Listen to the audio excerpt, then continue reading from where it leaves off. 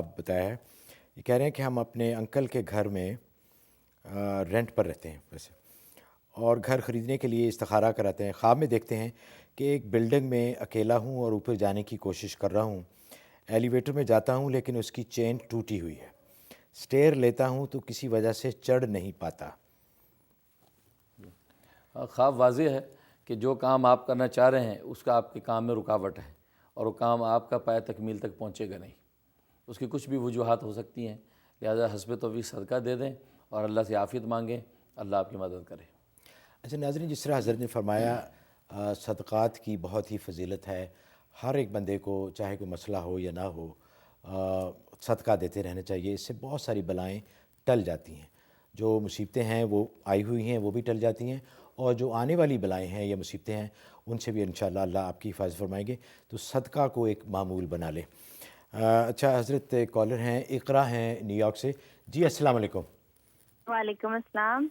جی میرا سوال ہے مولانا صاحب سے۔ جی جی میری شادی کو ہوئے 12 سال ہو گئے ہیں اور جی الحمدللہ میں اپنی شادی میں بہت خوش ہوں۔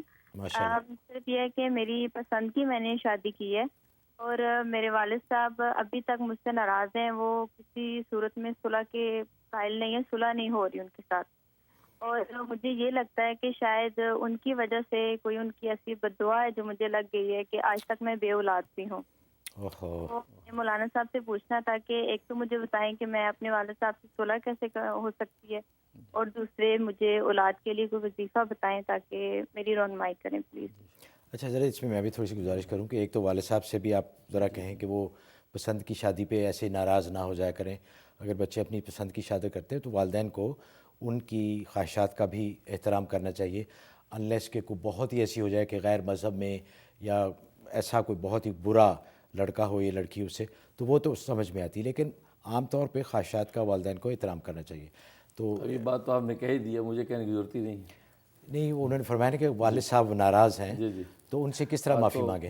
پہلی بات تو یہ ہے کہ قرآن کریم کے ارشاد ہے فَانكِحُوا مَا طَابَ لَكُم مِّنَ النِّسَاءِ مَثْنَىٰ وَثُلَاثَ وَرُبَاعَ، کہ جو عورتیں آپ کو پسند آئیں آپ ان سے نکاح کریں۔ تو پسند کی شادی کی ممانعت نہیں ہے، باقی اس کا طریقہ کار جو ہے وہ مغربی اختیار نہ کیا جائے کہ بھئی ماں باپ کی بھی پرواہ کیے بغیر جو ہے لڑکے لڑکیاں دوڑ کے جو شادیاں کر لیں، کورٹ میرج کر لیں، تو ظاہر ہے اس کا وبال تو بھگتتے ہیں۔ اور باپ کا ناراض ہونا تو اچھا نہیں ہے، اس لیے کہ باپ جنت کا دروازہ ہے، تو دروازہ ہی نہیں کھلے گا تو داخل کیسے ہوں گے؟ اس لیے باپ کو بھی چاہیے کہ اب تو شادی ہو گئی ہے تو والد کو بھی چاہیے کہ اب وہ راضی ہو جائیں، اپنی اولاد کو اتنا جو ہے وہ تکلیف میں نہ ڈالیں، ان کا بھی دل خوش کریں، تو اس لیے وہ بھی ایکسیپٹ کر لیں اب رشتے کو، کیونکہ بات تو اب بہت آگے بڑھ چکی ہے۔ باقی آپ اپنی طرف سے پورا زور لگائیں اپنے باپ کو راضی کرنے کے لیے، ان کے جا کے پیر پکڑیں، معافی مانگیں اپنے اس فعل پر۔ اور دوسرا یہ ہے کہ اولاد کا معاملہ، تو اولاد کے لیے سورۃ نور کی آیت نمبر 40، یہ ایک لونگ پر آپ نے 7 مرتبہ دم کرنی ہے، اور وہ لونگ آپ نے پاکی کے دنوں میں کھانی ہے۔ اس طریقے سے 41 دن آپ نے یہ لونگیں کھانی ہیں، تو انشاءاللہ تعالی اللہ کی رحمت سے اولاد کا سلسلہ ہو جائے گا۔ آمین۔ اچھا سر، ایک کالر ہیں امان اللہ صاحب ہیوسٹن سے۔ السلام جی علیکم جی السلام علیکم۔ وعلیکم السلام۔ جان، میرا حضرت سے چھوٹا سا مختصر سا سوال ہے کہ امریکہ میں 2 طرح کا حلال بکتا ہے، ایک ہینڈ کٹ اور ایک مشین کٹ مرغی۔ تو میں نے ایک فیکٹ کہتا ہے جو مشین کٹ ہے وہ حرام ہے، اس کے متعلق کیا خیال ہے؟ ہاں، تو پہلے جو ہاتھ سے ذبیحہ ہوتا ہے تو اس میں تو کوئی شک و شبہ نہیں کہ وہ حلال ہے۔ اگر آپ مشین کا معاملہ، تو مشین کا پروسیس اگر جو ہے شریعت کے قاعدے کے مطابق ہوتا ہے تو وہ بھی حلال ہے، گوشت حرام نہیں ہوتا۔ بے شک مشین کا جو طریقہ کار ہے وہ سنت طریقہ نہیں ہے، تو وہ ایک سنت سے ہٹ کے ایک طریقہ، لیکن اس کی وجہ سے ذبیحہ حرام نہیں ہوگا بشرطیہ کہ مشین کا پروسیس شریعت کے مطابق ہو۔ یعنی اگر جب آپ نے بٹن دبایا ہے تو بٹن دباتے ہی وہ چھری چلی اور وہ جانور جو ہے وہ ذبح ہوا، اور بٹن دبانے کے بعد آپ نے بسم اللہ اللہ اکبر پڑھا اور جانور ذبح ہوا، یہ وہ ذبیحہ حلال۔ لیکن یہ صحیح نہیں ہے کہ مشین کا بٹن دبا دیا بسم اللہ پڑھ کے آپ نے، پھر اس پٹے کے اوپر جانور آتے چلے جا رہے ہیں، دن بھر کٹتے چلے جا رہے ہیں، تو وہ اس میں فقہ نے لکھا کہ پہلا والا جو جانور ہے وہ تو حلال ہوگا، باقی بعد میں جو کٹ رہے ہیں ان کے لیے آپ نے بسم اللہ پڑھی نہیں ہے، لہذا وہ حرام ہوں گے۔ تو اس لیے یہ آپ اس میں احتیاط رکھیں، تو ورنہ مشین کا ذبیحہ ہونے سے فرق نہیں پڑتا، بشرطیہ کہ بٹن دباتے ہوئے بسم اللہ پڑھیں، اور ہر ذبیحے کے بعد آپ کو بسم اللہ پڑھنی پڑے گی۔ اچھا حضرت، کئی سلاٹر ہاؤسز ہیں جن میں وہ ٹیپ لگی ہوتی ہے، وہ ٹیپ میں بسم اللہ اللہ اکبر بسم اللہ اللہ اکبر پڑھتے رہتے ہیں اور مشین چل رہی ہے۔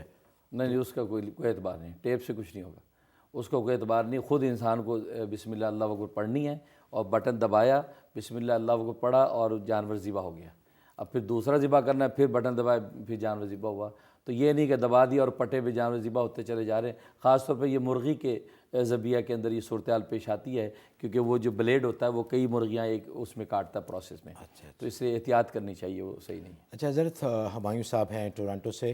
جی ہمایوں صاحب، السلام علیکم۔ جی السلام علیکم۔ وعلیکم السلام۔ جی آپ نے فرمایا تھا نا کہ جو اہل کتاب کا وہ کھانا حلال ہے جسے، لیکن یہ جو عیسائی ہیں وہ تو جھٹکا کرتے ہیں، اور یہاں میں ٹورانٹو کینیڈا سے بول رہا ہوں، تو جو ہیں یہودی وہ ان کا ہوتا ہے وہ بھی چاقو سے کاٹتے ہیں جیسے ہم مسلمان ہیں، تو کہتے ہیں کوشر جو ہے نا یہودیوں کا، اس کے اوپر اگر ہم کلمہ پڑھ کے کھا لے تو وہ حلال ہے اس کے مطابق، لیکن یہاں یہودیوں کا بھی جو ہے نا کوشر کے 2-3 طریقے ہیں۔ جی جی، تو اس کے متعلق پلیز آپ کچھ بتا دیں، کلیئر کر دیں، تاکہ یہاں جو ہے نا، اور ورنہ آپ کو پتہ ہے پاکستان کے اندر تو مسلمان ہیں سارے، ہم وہاں ان کا بھی اعتبار نہیں جیسے جو ہماری امت کے ساتھ ہو رہا ہے۔ صحیح بات۔ جی جی، بہت بہت شکریہ آپ کا۔ اصل میں یہ ہم نے نہیں کہا کہ اہل کتاب کا ذبیحہ حلال ہے، کہ عیسائیوں کا ذبیحہ بھی حلال ہے، ایسا نہیں کہا ہم نے یہ کہا کہ اہل کتاب اللہ کا نام لے کر ذبح کریں تب حلال ہے، جھٹکا نہیں۔ اور عیسائیوں کے بارے میں ظاہر ہے کہ یہی بات یہ مشاہدے میں ہے